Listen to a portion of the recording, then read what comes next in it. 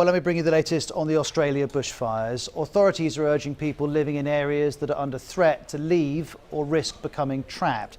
That warning has extra urgency because more hot, dry weather is coming. We know in Victoria, a state of disaster has been declared, and these are the fire warnings there. Red is extreme, orange is severe, and yellow is very high, so almost the entire state is affected by that. I also want to update you on Kangaroo Island. It's just off the coast of South Australia. The situation there is pressing. As you can see from this image, the army's now been called in. Soldiers are knocking on doors, telling people to leave. And this is the latest fire map on the island.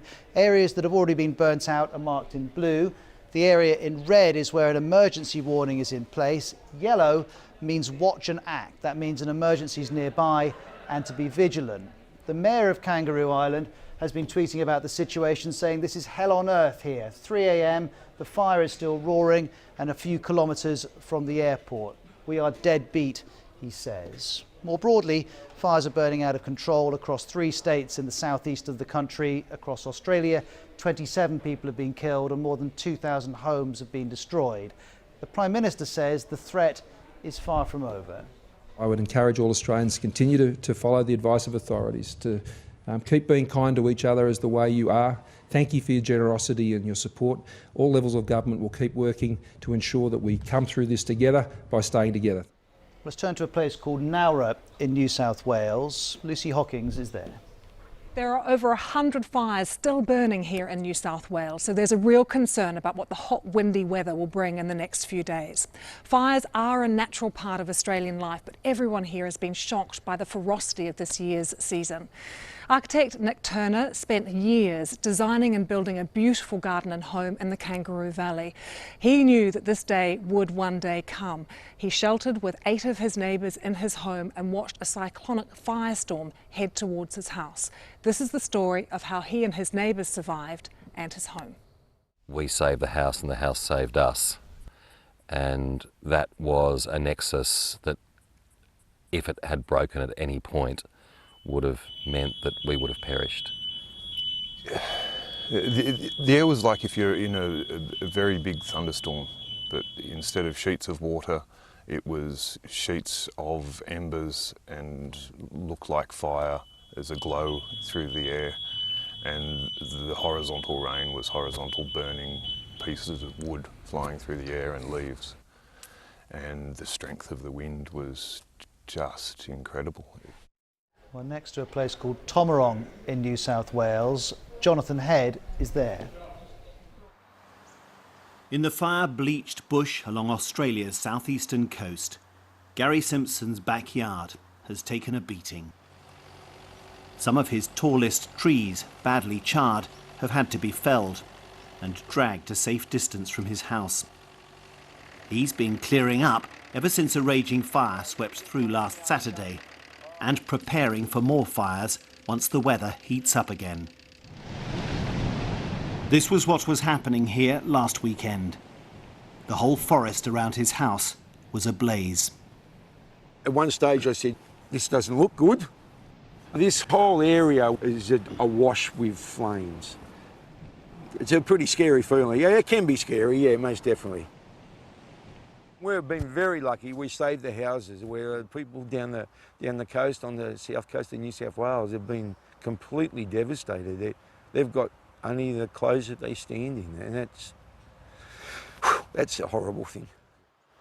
Well, of course, there's an urgency at the moment because the fires continue to burn, but some of the problems being created are going to take years to resolve. Next, we go to a town called Batlow, again in New South Wales. It was hit last weekend and at least 17 houses were lost. This is one farmer in the area. That's the most distressing thing, I think, for most farmers, is the loss of livestock. We had just a small group of 140 sheep. We lost half of them. We had to shoot a few ourselves. The veterinary services euthanized another 30. They were very kind and got us to stay up the house, and we counted the gunshots as they finished them off. Our neighbour had 50 odd cows, he's got 3 left. Well, this bushfire crisis has put huge attention on Australia's fossil fuel industry. There's no doubt that this crisis is so severe, in part because Australia has been getting hotter across the last century. And that shift is caused by global climate change, which in turn is caused by human behaviour, not least emissions from fossil fuels. And they're worth a lot to Australia. You can see from this graphic, it's the third biggest fossil fuel exporter in the world. Coal exports were worth more than $47 billion in the last financial year, and the industry provides around 50,000 jobs. The governing coalition, led by the Liberal Party, is seeking what Prime Minister Scott Morrison calls a balance between reducing emissions and supporting the industry.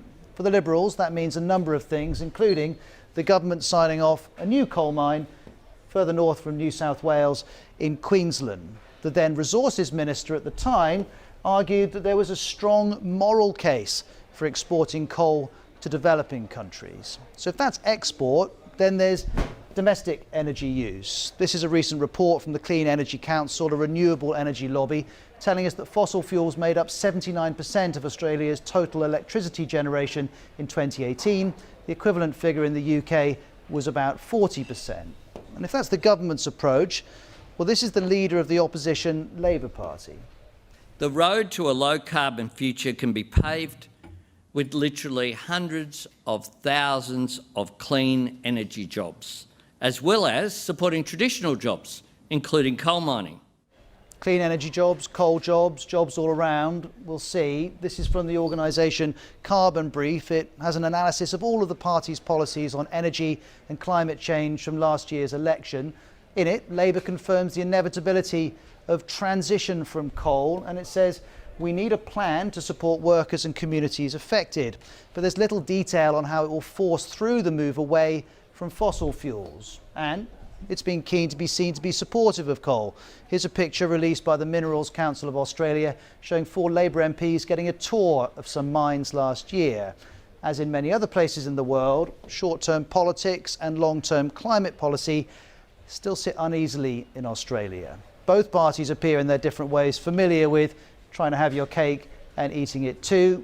As for the Minerals Council of Australia,